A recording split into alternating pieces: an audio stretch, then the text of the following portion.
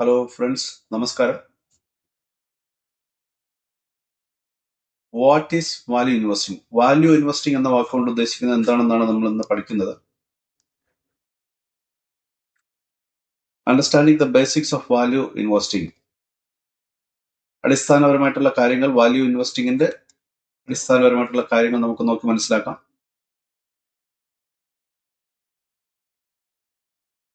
ഏറ്റവും പ്രധാനമായിട്ട് മനസ്സിലാക്കേണ്ടത് undervalued stocks. Undervalued എന്ന വാക്കിന്റെ അർത്ഥം വാല്യൂ ഉള്ള, വിലപിടിപ്പുള്ള, അതായത് മൂല്യമുള്ള ഒരു കമ്പനിയുടെ ഓഹരി ആ മൂല്യത്തെക്കാൾ താഴ്ന്ന വിലയ്ക്ക് കൈമാറ്റം ചെയ്യപ്പെടുന്ന ഒരു മാർക്കറ്റ് സിറ്റുവേഷൻ ആണ് അണ്ടർ വാല്യൂഡ് സ്റ്റോക്സ്.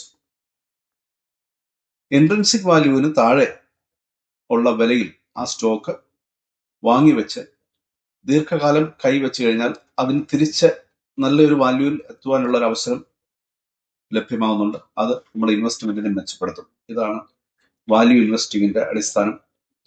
ഇത്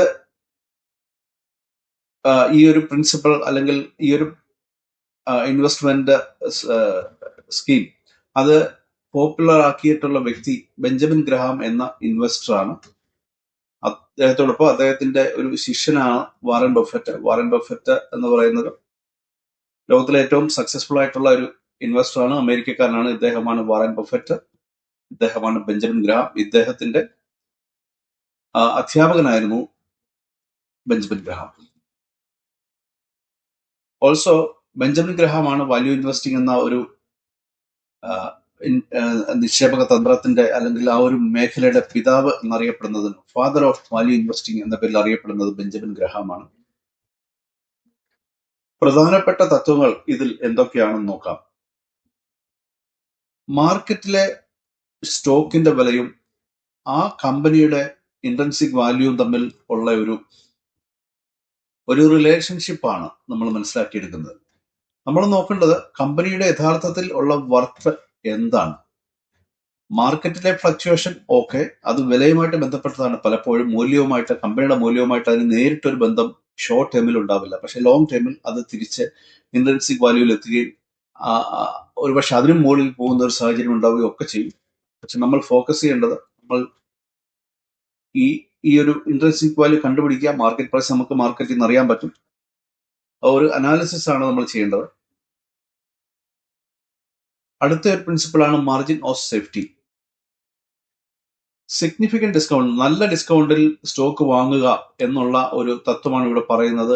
ഇങ്ങനെ ഈ ഒരു സ്റ്റോക്ക് പോകുമ്പോൾ എപ്പോഴെങ്കിലും താഴേക്ക് വരുമ്പോൾ, ആ താഴേക്ക് വരുന്ന സാഹചര്യത്തിൽ വാങ്ങുവാൻ റെഡിയായാൽ അത് നമ്മളുടെ ഇൻവെസ്റ്റ്മെന്റിന്റെ മൂല്യം വർദ്ധിപ്പിക്കും. കാരണം നമ്മളുടെ കോസ്റ്റ് കുറയുകയും അസറ്റ് മുകളിലേക്ക് പോകുമ്പോൾ കുറഞ്ഞ കോസ്റ്റിൽ വാങ്ങിച്ചതിന് കൂടുതൽ മെച്ചം കിട്ടും.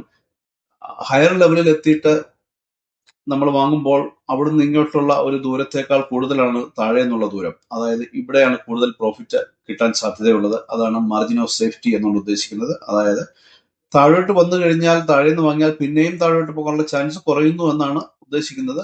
പ്രത്യേകം ശ്രദ്ധിക്കണം. നമ്മൾ വാല്യൂ ഉള്ള കമ്പനികളുടെ മാത്രം കാര്യമാണ് ശ്രദ്ധിക്കുക. മറ്റൊരു കീ പ്രിൻസിപ്പിൾ, ദീർഘകാല അടിസ്ഥാനത്തിൽ ഉള്ള ഒരു കാഴ്ചപ്പാട് നമുക്ക് ആവശ്യമാണ്. ഒരു ട്രേഡിംഗ് മെന്റാലിറ്റി ഉള്ള ആൾക്കാർക്ക് ഇത് അത്ര സ്യൂട്ടബിൾ ആവില്ല. അടുത്ത ഒരു സെക്ഷനാണ് ഫണ്ടമെന്റൽസ്. അടിസ്ഥാനപരമായിട്ടുള്ള കാര്യങ്ങൾ, കമ്പനിയുടെ ഫിനാൻഷ്യൽസ്, കണക്കും കാര്യങ്ങളും ഒക്കെ നോക്കി മനസ്സിലാക്കുക. ചില കീ ഫിഗേഴ്സ് ഉണ്ട്, സെയിൽസ് അല്ലെങ്കിൽ ഓർഡർ ബുക്ക്, അങ്ങനെയൊക്കെയുള്ള എക്സ്പെൻസ് ഒക്കെ ആയിട്ട് ബന്ധപ്പെട്ടുള്ള ഒരുപാട് റിപ്പോർട്ടുകളുണ്ട്. ഫിനാൻഷ്യൽ റിപ്പോർട്ട്സ് ഒക്കെ നോക്കി മനസ്സിലാക്കുക. കമ്പനിയുടെ മാനേജ്മെന്റ് ഏത് തരത്തിലുള്ളതാണ്, നല്ല മാനേജ്മെന്റ് ആണോ അതറിയണം. കമ്പനിയുടെ മാർക്കറ്റിലെ കോമ്പറ്റീറ്റേഴ്സ് ആരൊക്കെയാണ്, കമ്പനിക്ക് എന്താണ് അഡ്വാൻറ്റേജ്, ഒരു കോമ്പറ്റീറ്ററുമായിട്ട് നോക്കുമ്പോൾ എന്തൊക്കെ അഡ്വാൻറ്റേജ് ആണ് നമ്മൾ സെലക്ട് ചെയ്ത കമ്പനിക്ക് ഉള്ളത്. ഈ വക കാര്യങ്ങൾ മനസ്സിലാക്കുന്നതാണ് ഫണ്ടമെന്റൽസ് എന്ന് പറയുക. അടുത്തത് ഒരു കോൺട്രേറിയൻ അപ്രോച്ചാണ്. കോൺട്രേറിയൻ അപ്രോച്ച് എന്ന് പറയുമ്പോൾ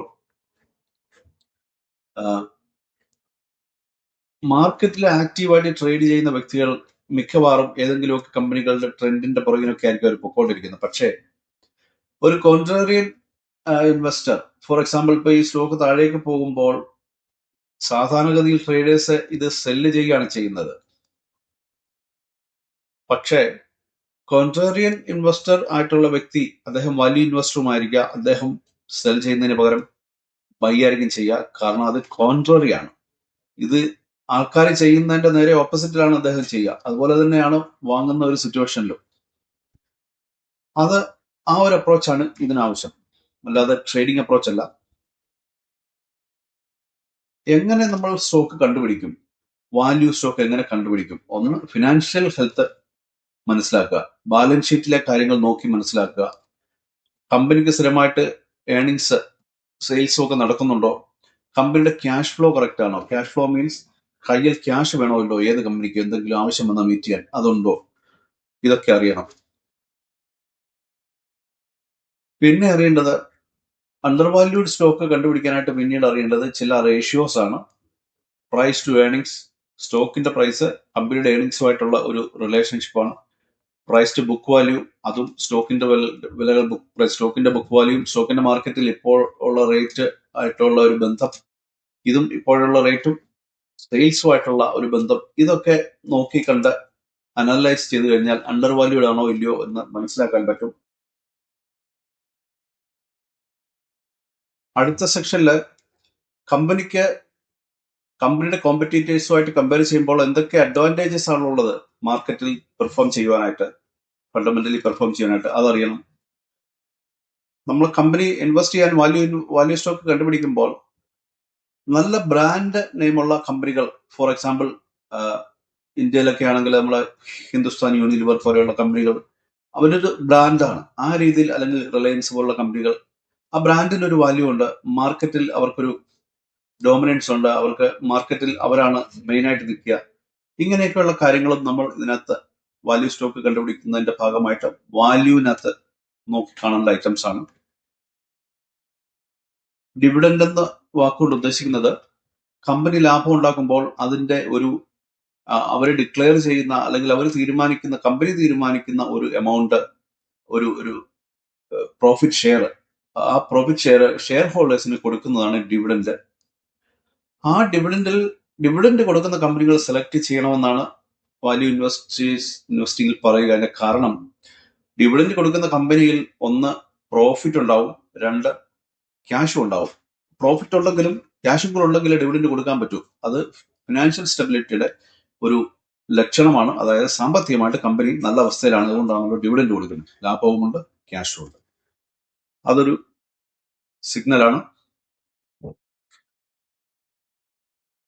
മറ്റൊരു വേ ഐഡന്റിഫൈ ചെയ്യാനുള്ളത് മാർക്കറ്റിൽ മിസ് പ്രൈസിങ്, തെറ്റായ രീതിയിലുള്ള പ്രൈസിങ് എന്നുകൊണ്ട് ഉദ്ദേശിക്കുന്നത് ഇൻട്രിൻസിക് വാല്യൂവിന്റെ അടുത്തെങ്ങും അല്ലാത്ത രീതിയിലുള്ള പ്രൈസിങ്. പക്ഷെ ഒരുപാട് കുറഞ്ഞ പ്രൈസ് ആവാം, അല്ലെങ്കിൽ ഒരുപാട് കൂടിയ പ്രൈസ് ആവാം. രണ്ടാലും നമ്മൾ അറിഞ്ഞിരിക്കണം. കുറഞ്ഞ പ്രൈസ് ആണെങ്കിൽ അത് വാല്യൂ ഇൻവെസ്റ്റിങ്ങിന് പറ്റിയ ഒരു സിറ്റുവേഷൻ ആണ്. താൽക്കാലികമായിട്ടുള്ള എന്തെങ്കിലും പ്രശ്നങ്ങൾ കാരണമാവാം ആ സ്റ്റോക്കിന്റെ വില അത്രയും കുറഞ്ഞിരിക്കുന്നത്. ഫോർ എക്സാമ്പിൾ, കോവിഡ് സമയത്ത് പല സ്റ്റോക്കിന്റെ വില കുറഞ്ഞു, പിന്നീട് അത് വളരെ വലിയ രീതിയിൽ തിരിച്ചു വരികയും ചെയ്തു. അങ്ങനെയൊക്കെയുള്ള ടെമ്പററി ഉള്ള പ്രശ്നങ്ങൾ കാരണം പ്രൈസ് മാറിയിട്ടുണ്ടെങ്കിൽ അതിനെ മിസ് പ്രൈസിംഗ് എന്ന് പറയും. അത് കണ്ടുപിടിക്കണം, അവിടെ ഇൻവെസ്റ്റ് ചെയ്യാൻ പറ്റും. ബെഞ്ചമിൻ ഗ്രഹാമിനെ ഫാദർ ഓഫ് വാല്യൂ ഇൻവെസ്റ്റിംഗ് എന്നാണ് പറയുക. അദ്ദേഹമാണ് ഇൻട്രിൻസിക് വാല്യൂ എന്നുള്ള ഒരു തത്വം കണ്ടുപിടിച്ചത്. അതുപോലെ തന്നെ അതിലും ഏറ്റവും പ്രധാനപ്പെട്ടതാണ് മാർജിൻ ഓഫ് സേഫ്റ്റി. നമ്മൾ മുമ്പേ കണ്ടിരുന്നു. അത്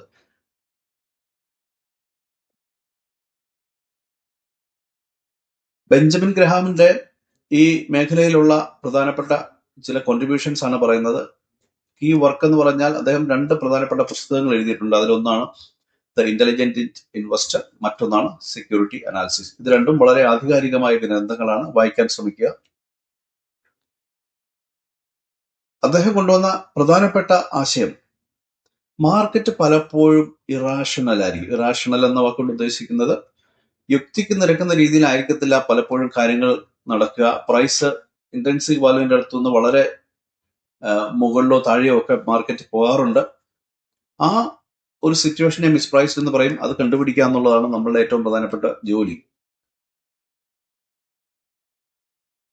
വാറൻ ബഫറ്റും ഇതുമായിട്ട് യോജിച്ച് പോവുകയാണ് ഉണ്ടായത്. അദ്ദേഹം ചെയ്തത് വളരെ സ്ട്രോങ് ആയിട്ടുള്ള കമ്പനീസ് കണ്ടുപിടിച്ച് അവയിൽ ശ്രദ്ധ കേന്ദ്രീകരിക്കുകയും അവർക്ക് എന്തെങ്കിലും മത്സരിക്കാൻ പറ്റിയ രീതിയിൽ ചില അഡ്വാൻറ്റേജുകൾ അവർക്ക് അവരുടെ കോമ്പറ്റീറ്റേഴ്സിനേക്കാൾ നല്ല രീതിയിൽ പെർഫോം ചെയ്യാനുള്ള കഴിവുണ്ടെങ്കിൽ അവയൊക്കെ ഫോക്കസ് ചെയ്യുന്ന ഒരു സിസ്റ്റമാണ് വാറൻ ബഫറ്റ് ചെയ്തത്. മാനേജ്മെന്റിന്റെ ക്വാളിറ്റിയും അദ്ദേഹം പരിഗണിക്കാറുണ്ടായിരുന്നു. ബഫറ്റിന്റെ മറ്റൊരു ഫിലോസഫി വളരാൻ സാധ്യതയുള്ള കമ്പനികൾ വാങ്ങുക. ജസ്റ്റ് വില കുറവാണ്, സ്റ്റോക്കിന് വില കുറവാണ് എന്നുള്ളത് മാത്രമല്ല, ആ കമ്പനി അല്ലെങ്കിൽ ആ ഒരു ബിസിനസ് ഗ്രോത്തിലോട്ട് പോകാൻ ചാൻസ് ഉണ്ടെന്ന് കണ്ടാലാണ് അദ്ദേഹം വാങ്ങുക. കാരണം ന്യായമായിട്ടും നമ്മളുടെ ഇൻവെസ്റ്റ് ചെയ്തു കഴിഞ്ഞ കമ്പനി ഗ്രോത്തിൽ പോയാൽ മാത്രമേ നമ്മുടെ ഇൻവെസ്റ്റ്മെന്റ് വളരുകയുള്ളൂ. വാല്യൂ ഇൻവെസ്റ്റിംഗിന്റെ ചില മെച്ചങ്ങൾ, ഒന്ന് ലോവർ റിസ്ക് ആണ്. കാരണം മാർജിൻ ഓഫ് സേഫ്റ്റി അനുസരിച്ച് വാങ്ങുന്നത് കൊണ്ട് തന്നെ നഷ്ടം സാധിക്കാനുള്ള ചാൻസ് വളരെ വളരെ കുറവാണ്. കാരണം നമ്മൾ വളരെ ചെറിയ വിലയ്ക്കായിരിക്കും വാങ്ങുന്നത്. മറ്റൊരു അഡ്വാൻറ്റേജ്, ദീർഘകാലത്തിൽ നല്ല റിട്ടേൺസ് ആണ് ഇവിടെ കിട്ടുക. കാരണം മാർക്കറ്റിൽ ആ ഒരു കറക്ഷൻ നടക്കുകയും ഇൻട്രിൻസിക് വാല്യൂവിന്റെ അടുത്തെത്തുകയും അല്ലെങ്കിൽ അതിന് മുകളിൽ പോവുകയൊക്കെ ചെയ്യുന്ന സാഹചര്യം ഉണ്ടാവും. സോ ലോങ് ടൈമിൽ അതിനുള്ള അവസരങ്ങൾ മാർക്കറ്റിൽ ഉരുത്തിരിഞ്ഞു വരും. ഒരു ഡിസിപ്ലിൻഡ് അപ്രോച്ചാണിത്. മാർക്കറ്റിലെ ട്രെൻഡുകൾ നോക്കി മുകളിലേക്കും താഴേക്കും പോകുന്നത് നോക്കി അതിന്റെ കൂടെ നമ്മൾ ചാടുന്ന ഒരു സിസ്റ്റം ഒഴിവാക്കിയാൽ നമുക്ക് ഫണ്ടമെന്റൽ കാര്യങ്ങളിൽ ശ്രദ്ധ കേന്ദ്രീകരിക്കുകയും നമുക്ക് നമ്മുടെ ഇൻവെസ്റ്റ്മെന്റ് ഡിസിപ്ലിനോടുകൂടി മുന്നോട്ട് കൊണ്ടുപോകാൻ സാധിക്കുകയും ചെയ്യും. മാർക്കറ്റിലെ ടൈമിംഗ്, ഇത് ഒരു ചലഞ്ചാണ്. ടൈമിങ് നമുക്ക് ബുദ്ധിമുട്ടാവും. മാർക്കറ്റ് എപ്പോഴാണ് തിരിച്ച് ആ കറക്റ്റ് വാല്യൂവിൽ എത്തുക, നമ്മൾ ഉദ്ദേശിക്കുന്ന വാല്യൂവിൽ എത്തുക എന്നുള്ളത് നമുക്ക് മുൻകൂർ പറയാൻ സാധ്യമല്ല. ഒരുപക്ഷെ നമ്മൾ പ്രതീക്ഷിക്കുന്നതിനേക്കാൾ കൂടുതൽ ടൈം എടുത്തേക്കാം. ഇന്നത്തെ കാലത്ത് കുറച്ചുകൂടെ ഫാസ്റ്റായിട്ട് കാര്യങ്ങൾ നീങ്ങുന്നുണ്ട്. Patients required. ദീർഘകാല അടിസ്ഥാനത്തിലാണ് നമ്മളത് ചെയ്യേണ്ടി വരിക. അപ്പോൾ അതിന് കുറച്ച് ഒരു ക്ഷമയൊക്കെ ആവശ്യമാണ് വിജയിക്കുവാൻ. മറ്റൊരു ചലഞ്ചാണ് ഇമോഷണൽ ഡിസിപ്ലിൻ. വ്യക്തമായിട്ട് നമുക്ക് നമ്മുടെ മനസ്സിനെ കൺട്രോൾ ചെയ്യാനുള്ള ഒരു കഴിവുണ്ടെങ്കിൽ മാത്രമേ ഈ ഒരു ഫീൽഡിൽ വിജയിക്കുകയുള്ളൂ. അത് വാല്യൂ ഇൻവെസ്റ്റിംഗ് മാത്രമല്ല, നമ്മൾ ട്രേഡിങ് ചെയ്യുവാണെങ്കിലും അത് ഇതിൽ കൂടുതലും ഒരുപക്ഷെ അവിടെ ആവശ്യമായിരിക്കും. പക്ഷെ അവിടെ നമുക്ക് ചിലപ്പം ഡെയിലി തന്നെ കാര്യങ്ങൾ മനസ്സിലാവും, അല്ലെ കാര്യങ്ങളുടെ റിസൾട്ട് കിട്ടും. ഇവിടെ പക്ഷെ കുറച്ച് വെയിറ്റ് ചെയ്യേണ്ടി വരും. പക്ഷെ ഒരുപാട് അഡ്ജസ്റ്റ്മെന്റുകൾ നമുക്ക് ചെയ്യാൻ ഇവിടെയും ഉണ്ട്. എസ്പെഷ്യലി നമ്മൾ ഓപ്ഷനോട് ഇതിനകത്ത് മിക്സ് ചെയ്യുകയാണെങ്കിൽ. നമ്മുടെ ലെക്ചർ തീരാറായിരിക്കുകയാണ്. പ്രധാനമായിട്ട് മനസ്സിലാക്കേണ്ടത്, കാലഘട്ടത്തിൽ ഇത് തെളിയിക്കപ്പെട്ടിട്ടുള്ളതാണ്. ഈ വാല്യൂ ഇൻവെസ്റ്റിംഗ് എന്നുള്ള ഒരു സ്കീം വളരെ വിജയകരമായിട്ട് ചെയ്തിട്ടുണ്ട്, ചെയ്യാൻ സാധ്യമാണ്. അണ്ടർ വാല്യൂഡ് സ്റ്റോക്കിലാണ് ഫോക്കസ് പോവുക. ഇതിന് കുറച്ച് ക്ഷമ ആവശ്യമാണ്. നമ്മൾ അച്ചടക്കത്തോടുകൂടി ചെയ്യേണ്ടതാണ്. കമ്പനിയുടെ ഫണ്ടമെന്റൽസ് മനസ്സിലാക്കാനുള്ള ഒരു കഴിവ് വേണം. ഇതൊരു ദീർഘകാലാടിസ്ഥാനത്തിൽ ചെയ്യേണ്ട ഒരു സ്ട്രാറ്റജിയാണ്. പെട്ടെന്ന് ഒരു റിസൾട്ട് കിട്ടുക എന്ന ഉദ്ദേശമുള്ളവരല്ല, മറിച്ച് നമ്മൾ ചെയ്തതിന് ശേഷം കുറച്ച് വെയിറ്റ് ചെയ്യാനും ഒക്കെ ഉള്ള ഒരു മെന്റാലിറ്റി ഉള്ളവർക്കാണ് ഇത് സ്യൂട്ടബിൾ ആയിട്ടുള്ളത്. എന്തെങ്കിലും ക്വസ്റ്റ്യൻസ് ഉണ്ടെങ്കിൽ, ഡൗട്ട് ഉണ്ടെങ്കിൽ കമന്റിൽ ചോദിച്ചാൽ മതി, ഞാൻ ആൻസർ ചെയ്യുകയായിരിക്കും. Thank you for watching. Please like, share, comment and subscribe. Happy investing.